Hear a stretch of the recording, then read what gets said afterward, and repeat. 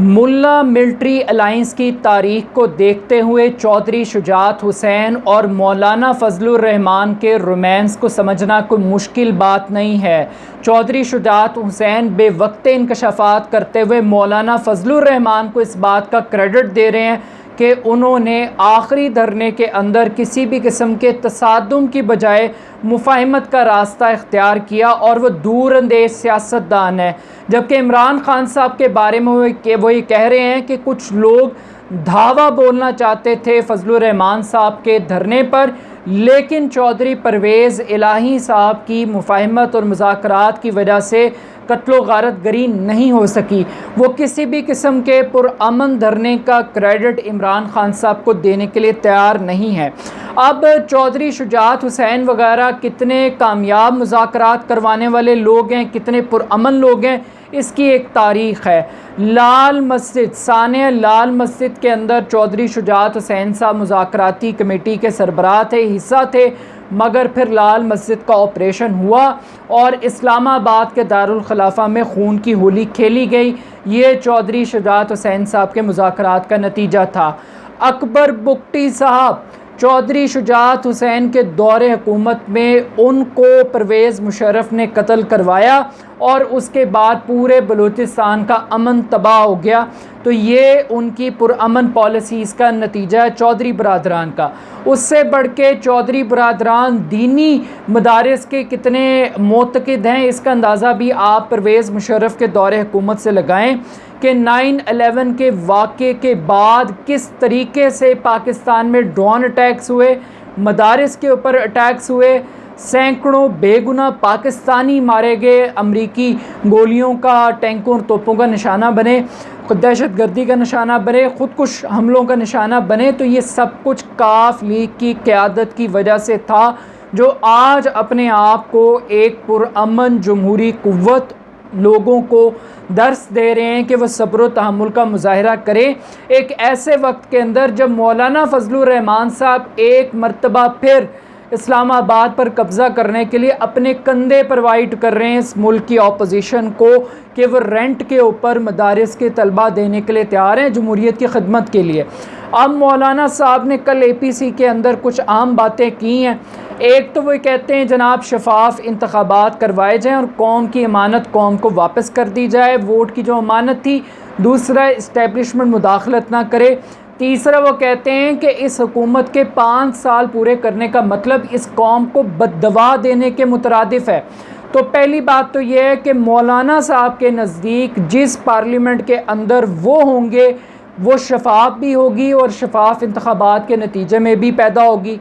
फिर मौलाना साहब के मुताबिक जो 5 साल की वो बात कर रहे हैं और इस्टेब्लिशमेंट की बात कर रहे हैं, फजलुर रहमान साहब के इस्लामाबाद के धरने के अंदर शहबाज शरीफ कंटेनर पर खड़े होकर तकरीर कर रहे हैं कि अगर इस्टेब्लिशमेंट हमें खिदमत का मौका दे, हमें सपोर्ट करे, तो हम इस न्याजी से, इस खाली जिसका भेजे में भूसा भरा हुआ है, ये शहबाज शरीफ साहब के अल्फाज से आप दे सकते हैं, यूट्यूब पे जाके वो तकरीर भी अवेलेबल होगी, कि हमें मौका दें इस्टेब्लिशमेंट तो हम डिलीवर करके और परफॉर्म करके दिखाएंगे। तो वो ख़ुद इक़्तिदार में आने के लिए इस्टेब्लिशमेंट से एक्सप्लेनेशंस भी मांगते रहे हैं कि वो इमरान खान की बैकिंग को छोड़ दे, हमारा उनके साथ कोई झगड़ा नहीं है, तसादुम नहीं है। तो वो मदद मांगते रहे हुकूमत को गिराने के लिए फ़ौज से। तो ये उनका जमहूरी चेहरा है। उससे बढ़कर मुल्ला मिलिट्री अलाइंस, ये जनाब जमहूरियत के वो अलमबरदार हैं जिन्होंने परवेज़ मुशर्रफ के दौरे हुकूमत के अंदर LFO को पास करवाया था, लीगल फ्रेमवर्क ऑर्डिनेंस को पास करवाया था, 17वीं तरमीम को, 17th अमेंडमेंट को पास करवाया था, जिसमें परवेज़ मुशर्रफ को कानूनी तहफ़्फ़ुज़ दिया गया था बवर्दी सदर पाकिस्तान मुंतखब होने में। तो ये तारीख़ है मौलाना फजलुर रहमान साहब की MMA के प्लेटफॉर्म से। ये तारीख़ है जमीयत उलमा इस्लाम की कि किस तरीके से नाम इस्लाम का इस्तेमाल करो, जमहूरियत का ढोंग रचाओ और इस्टेब्लिशमेंट के कंधों पर चढ़ के इक़्तिदार की कुर्सी को एंजॉय करो और लोगों को यहूदियों का एजेंट और पता नहीं क्या कुछ बनाते फिरो। अब जब अपोजिशन गैर संजीदा, मुनाफिक और बददियानत है, तो हुकूमत और हुकूमत के इत्तेहादी भी नलायकी और नाअहली की अरूज पर पहुंच चुके हैं। इमरान खान साहब 2 साल के बाद भी ये कह रहे हैं कि अगर ताख़ीरी हरबे इस्तेमाल किए गए, रुकावटें डाली गईं, गवर्नेंस बेहतर ना हुई, तो वो वज़ीरों को घर भेज देंगे, ब्यूरोक्रेसी को घर भेज देंगे, वजारतों में तब्दीलियाँ की जाएंगी। और वो ऑन ग्राउंड हकाइक मांग रहे हैं गवर्नेंस को बेहतर करने के। वो कह रहे हैं बर्दाश्त नहीं होगा, बहुत टाइम गुजार लिया।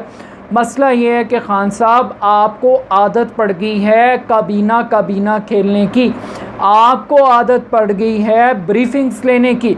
आप ब्रीफिंग्स के वज़ीर आज़म हैं, काबीना के वज़ीर आज़म हैं, आप गवर्नेंस के वज़ीर आज़म नहीं हैं।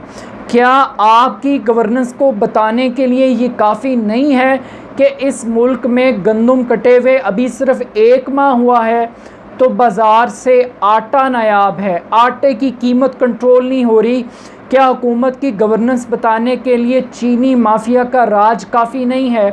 क्या हुकूमत की गवर्नेंस बताने के लिए पेट्रोलियम माफिया की चांदी की तारीख़ क्या ये काफ़ी नहीं है कि high court, Lahore high court ये कह रही है कि वफाकी काबीना, वफाकी हुकूमत और पंजाब हुकूमत ने पेट्रोलियम बहरान में बैड गवर्नेंस की इंतहा कर दी है?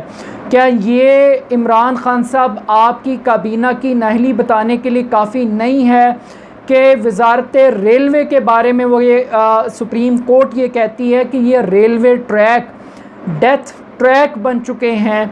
क्या हुकूमत की कारकर्दगी के लिए ग़ुलाम सरवर ख़ान साहब का वो गैर ज़िम्मेदाराना बयान काफ़ी नहीं है? मशकूक डिग्रियों वाला पायलट्स की, जिसने आज PIA के लिए यूरोप के, अमेरिका के दरवाज़े बंद कर दिए हैं, क्या ये बैड गवर्नेंस के लिए काफ़ी नहीं है कि आज अदालत ये कह रही है PTDC के मुकदमे में कि इस हुकूमत के पास जुल्फ़ी बुखारी से काबिल कोई शख्स ऐसा मौजूद नहीं है जो मुस्तकिल बुनियादों पर PTDC को चला सके। अब प्रॉब्लम ये है कि कब तक आप काबीना में कलमदान तब्दील करेंगे? कब तक ये असद उमर और हफीज़ शेख की टिकटॉक चलेगी? कब तक ये फवाद चौधरी, फिरदौस आशिक, अवान शिबली फराज की डुगडुगी बजाएंगे? कब तक इस मुल्क के अंदर आप सिर्फ वजारतें बदल के माफिया को, खुसरो बख्तियार जैसे लोगों को, यहाँ पर वसीम अकरम प्लस उस्मान बुज़दार के बोझ को बर्दाश्त करते रहेंगे? तो खान साहब ये डोएबल नहीं है, ये वाइबल नहीं है कि आप ब्यूरोक्रेसी के अंदर FBR के चेयरमैन को 4थी मरतबा तब्दील कर दें, आप पंजाब के अंदर 5वां IG लगा दें 2 साल में, आप पंजाब के अंदर 4था सेक्रेटरी तब्दील कर दें। तो ये गवर्नेंस का मॉडल अब एक्सेप्टेबल नहीं है। हकाइक जानने के लिए ब्रीफिंग्स की बजाय सिर्फ ख़बरनामा सुनने की आदत डाल दें ताकि आपको ग्राउंड रियलिटीज़ का पता लग जाए।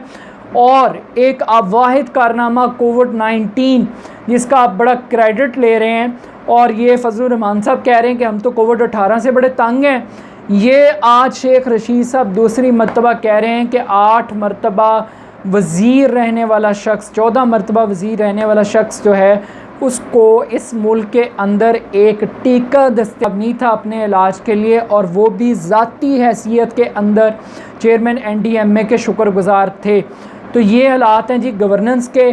तो ऐसे दौर के अंदर मुल्ला मिलिट्री अलाइंस की तारीख़ अपनी जगह, मगर नलायक ऑपोजिशन को नलायक हुकूमत मिली है, तो ये नलायकों का एक जुम्मा बाज़ार और एक मैच लग गया।